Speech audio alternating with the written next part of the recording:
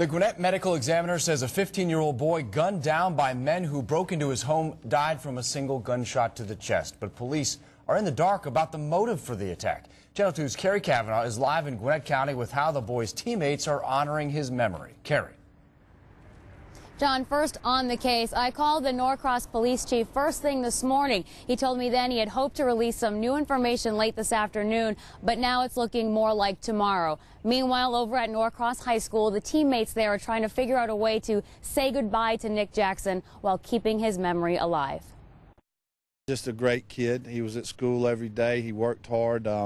He did all the extra stuff that you needed to do to be a fine young man. Head coach Keith Maloof says the extra stuff earned freshman Nick Jackson a spot on the varsity football team by the end of last season. But to the Norcross High community, the 15-year-old was much more than a football player. His smile was contagious.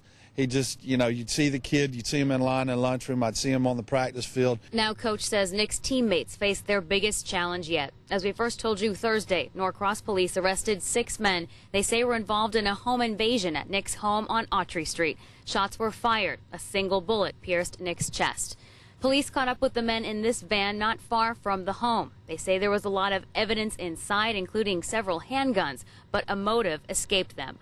On Monday, investigators remain tight-lipped about any new information they may have learned. Meanwhile, coach says right now his priority is his team. We try to teach our young men is that you try to rise above. That includes honoring Nick's memory. All 9th grade players and coaches signed his jersey. They will give one to his mother and hang another in their locker room. Take a little bit of Nick with you everywhere you go, and if there is going to be some good come of this, it's going to be that we're all going to be better people because of it.